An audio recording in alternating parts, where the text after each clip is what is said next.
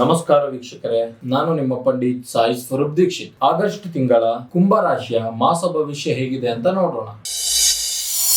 ಕುಂಭರಾಶಿಯವರು ಈಗ ಸ್ವಲ್ಪ ಗಂಭೀರ ಸಮಯ. ನಿಮಗೆ ಗುರು 4ನೇ ಮನೆಯಲ್ಲಿ ಇರುವಾಗ ವಿಧ ವಿಧವಾದ ಅಪವಾದಗಳು, ಎಂದೋ ನೀವು ಮಾಡಿದ ತಪ್ಪು ಇಂದು ಮುನ್ನೆಲೆಗೆ ಬಂದು ನಿಮ್ಮ ಮರ್ಯಾದೆಗೆ ಧಕ್ಕೆ ತರುವುದು, ಅಧಿಕಾರ ಕಳೆದುಕೊಳ್ಳುವುದು, ಹಣಕಾಸಿನ ಅಡಚಣೆ, ಹೀಗೆ ನಾನಾ ವಿಧದ ಮಾನಸಿಕ ಕಿರಿಕಿರಿ ಅನುಭವಿಸುತ್ತೀರಿ. ಆರೋಗ್ಯಕ್ಕೂ ಧಕ್ಕೆ ಒದಗಬಹುದು. ಕೌಟುಂಬಿಕವಾಗಿಯೂ ಅಶಾಂತಿ ಇರುತ್ತದೆ. ನೀವು ಬಹಳಷ್ಟು ವ್ಯತಿರಿಕ್ತ ಪರಿಣಾಮಗಳನ್ನ ಎದುರಿಸಬೇಕಾಗುತ್ತದೆ. ತಾಯಿಯ ಆರೋಗ್ಯಕ್ಕೆ ಧಕ್ಕೆ ಇದೆ.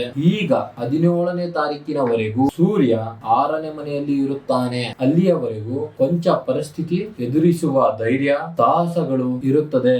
ಸರ್ಕಾರದಿಂದ ಲಾಭವಿರುತ್ತದೆ. ಒಟ್ಟಾರೆ ಈ ತಿಂಗಳು ನಿಮಗೆ ಶುಭ ಫಲ ಕಡಿಮೆ.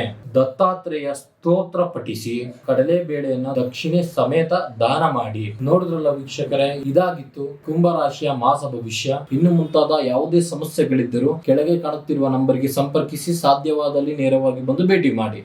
ಧನ್ಯವಾದಗಳು. ಜೈ ಜೈ ಸಾಯಿ, ನಮೋ ನಮಃ ಸದ್ಗುರು ಸಾಯಿ.